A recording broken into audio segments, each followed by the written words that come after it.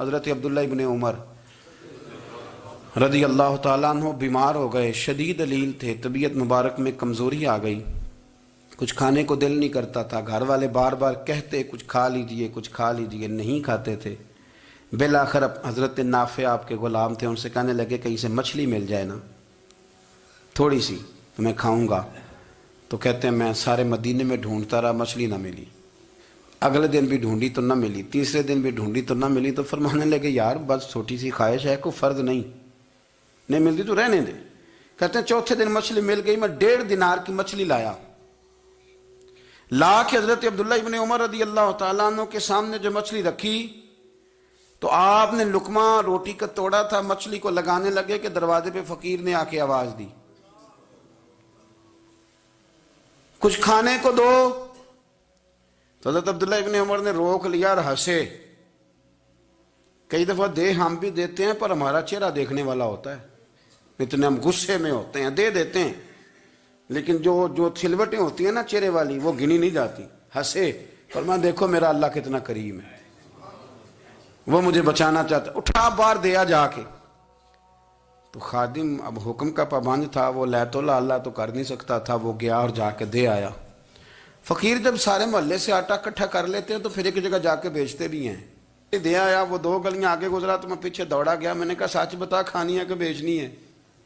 وہ کہنے لگا جو بھی سبب لگ جائے کر جاؤں گا، آپ نے دے جو دی ہے۔ تو کہتے ہیں میں نے اسے کہا کہ یہ 1.5 دینار کی میں نے خریدی تھی، اگر تو 2 دینار کی مجھے بیچ دے تو آج کل مچھلی مدینے میں مل نہیں رہی، تو میں اپنے آقا کو دے دوں گا، وہ یہی کھائیں گے، بیمار ہیں۔ تو کہنے لگا جی بسم اللہ، مجھے کیا اعتراض ہے، 2 دینار مل رہے ہیں، 1.5 کی مچھلی، اور 1.5 کی بھی کسی نے نہیں خریدنی تھی، اب تو پک گئی۔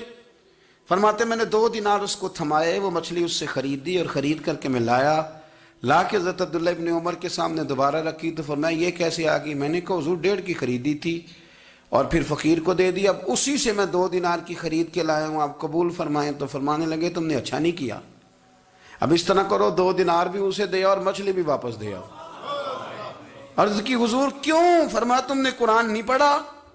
حضور پڑھا ہے۔ فرمایا رب فرماتا ہے لن تنالوا البر حتی تنفقوا مما تحبون، تم بھلائی کو اس وقت پہنچو گے جب اپنی پیاری چیز راہ خدا میں خرچ کرو گے۔ امام غزالی نے لکھا ہے، فرمانے لگے دیا، تو وہ حضرت نافع کہتے ہیں میں دینے گیا، دے کے واپس آیا تو کچھ پریشان تھا، کیونکہ مجھے بھی 4 دن ہو گئے تھے نا تلاش کرتے، تھوڑی طبیعت میں مایوسی تھی کہ اتنی محنت سے میں نے لایا اور آپ نے واپس کر دی۔ تو حضرت عبداللہ ابن عمر نے مجھے قریب بٹھایا، پھر مجھے تھپکی دی، فرمانے لگے پتر میں نے ویسے بھی کبھی جھوٹ نہیں بولا اور آج کل تو میں ویسے ہی بیمار ہوں، ٹائم ہی نہیں، وقت ہی نہیں، موقع ہی نہیں جھوٹ بولنے کا، میں تجھے سچ بتاؤں مجھے مچھلی کھا کے اتنا سکون نہیں ہونا تھا جتنی اللہ کے راستے میں خیرات کھا کے مجھے سکون ہوا۔ تو تجھے تو میری راحت سے غرض ہے نا کہ مجھے راحت کیسے ہوتی ہے، تو مجھے سکون ملا ہے، راہ خدا میں دے۔ میں نفسانی خواہش پوری کر لیتا تو یہ میرا نفس کل پھر مجھ سے مچھلی مانگتا، پرسوں کہتا نہیں چھوٹے گوشت کی یخنی بھی چاہیے۔ ہم لوگ الجھ گئے ہیں، بہت بڑے قیدی ہیں اپنے آپ کے، بڑے قیدی ہیں، سارا دن اپنی خواہشات کی تکمیل میں بھاگے رہتے ہیں، بڑے بڑے سونے نوجوان۔ میں ان پہ تنقید نہیں کرتا، مجھے ان پہ ترس آتا ہے۔ جب میں رات کے اندھیروں میں انہیں ٹیلی فون لے کے چوکوں میں کھڑے دیکھتا ہوں تو مجھے رحم آتا ہے۔ میں کہتا ہوں دیکھو نفس کی خواہش کے پیچھے یہ کیا مثلاً آخر کیا ہے اس میں؟ ایک عورت کے پیچھے تباہ کر لیا اپنے آپ کو، یعنی زیادہ سے یہ کوئی مقصود ہے؟ یہ کوئی مقصد حیات ہے جس کو مقصد بنا لیا ہے؟ میرے عزیز بات کو سمجھ لیں، اتنا خوبصورت آدمی ہے اور اتنا اس کا اونچا قد کاٹ ہے، اور کیا کس کے پیچھے یہ بھاگا ہوا ہے؟ بڑا سمجھدار، دانشور، عقل مند آدمی، ذی روح بندہ، لیکن اس کا سٹیٹس آپ یہ ملاحظہ کریں کہ وہ 20-40 ہزار کی خاطر جھوٹ بولتا ہے، دھوکہ دیتا ہے، فریب اور فراڈ کرتا ہے۔ ہم اپنی نفسانی خواہشات کے پیچھے اس طرح بھاگتے ہیں کہ ہم اصل سے رہ جاتے ہیں۔ میری باتوں کی سمجھ آ رہی ہے آپ حضرات؟ تھوڑا تھوڑا کر کے، ایک ایک کر کے ان کی باتیں کم مانیں۔ وہ ضروری تو نہیں نا کہ سویرے ناشتہ بازار سے اپنی مرضی کا تگڑا کیا ہے، بازار سے لا کے پوڑیاں چنے بہترین کھائے، اور پوڑیاں چنے ابھی کھائے نہیں، شاپر میں ڈالے ہوئے ہیں، اور وہ لے کے ابھی آ رہا ہے تو ساتھ ہی رستے سے گوشت بھی چھوٹا اچھا لگا تو 2 کلو وہ بھی لے آئے کہ پوڑیاں چنے کھاؤں گا اور دوپہر کے لیے گوشت پکاؤں گا. وہ پہلے یہ تو کھا لے صاحب, اس سے تو نجات پا لے. یہ پتہ نہیں ہضم ہوتا ہے کہ کچھ اور کرتا ہے تیرے ساتھ, لیکن وہ گوشت بھی ساتھ لے آیا.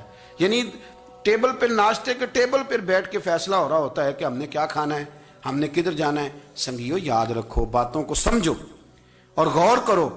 یہ تھوڑا تھوڑا کر کے جب ہم چھٹکارا حاصل کرنے کی کوشش کریں گے نا, چھٹکارا حاصل کرنے کی, کئی جگہ سے, کسی جگہ سے اگر آپ کو تنبیہ ہوتی ہے نا, تنبیہ, اس میں بھی بڑا مزہ آتا ہے. اس میں بڑا, ہمارے ایک بزرگ تھے, تو ایک دن نا میں گیا تو کہنے لگے الحمدللہ آج میں بڑے سکون میں ہوں. میں نے کہا جی وہ کیا ہوا؟ کہنے لگے میں اپنے آپ کو بڑا پیر صاحب سمجھنے لگ گیا تھا. تو ایک وابڈا کے کسی آدمی سے کام تھا, تو میرے ایک دوست نے مجھے کہا کہ پیر صاحب اس کو ٹیلی فون کر دیں, سنا ہے آپ کا عقیدت مند ہے. میں نے اس بندے کو ٹیلی فون کیا تو کہتا پیر صاحب میں عزت آپ کی بڑی کرتا ہوں پر یہ کام نہیں ہو سکتا. کہتے ہیں جب اس نے مجھے کہا نا تو کچھ بھی نہیں, تو مجھے بڑا مزہ آیا ہے, ورنہ میرا تو نفس پھول گیا تھا. میں تو سمجھتا تھا کہ جو میں کہتا ہوں ویسے ہی ہو جاتا ہے. کہتے اس نے تھوڑا سا نا مجھے لیول میں کیا ہے, مجھے مزہ آیا.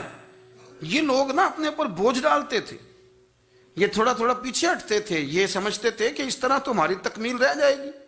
صبح سے شام تک اگر اسی نفس کی باتیں مانتے جائیں گے تو خرابی کرے گا.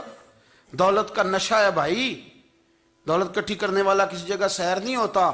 حسن کا نشہ ہے, حسن کا نشہ ہے. حضرت ابو بکر شبلی رحمۃ اللہ علیہ فرمایا کرتے تھے جو تیری بیٹی کو خوبصورت سمجھ کے اس کے ساتھ نکاح کرنا چاہے اسے بیٹی نہ دینا.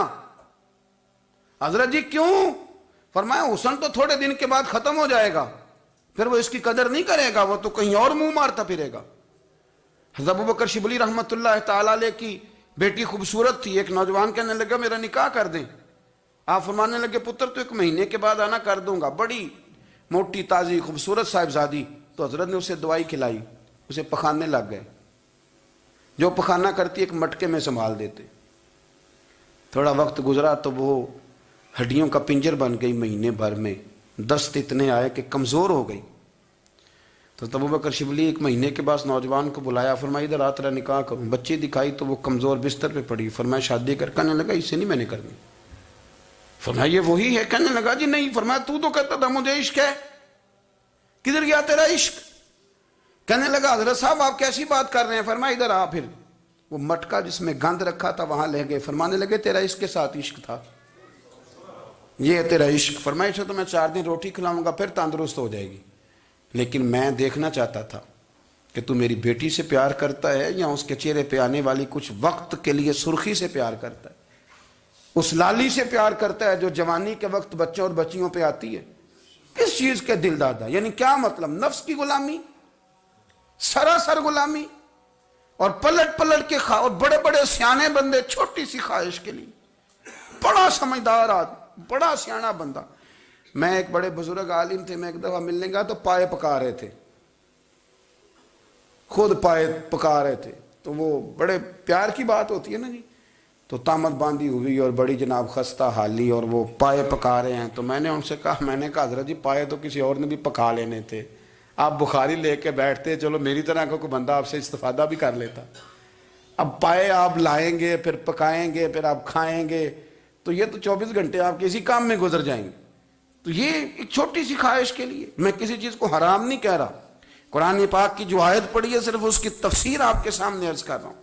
ہماری خواہشات ماں پالتی ہے, آپ کو نہیں پتا کتنے دکھ سہتی ہے. میں ان ماؤں کو جانتا ہوں جو بیٹے کے حصوں کی مار بھی اس کے ابے سے کھاتی ہیں, مار کھاتی ہیں وہ.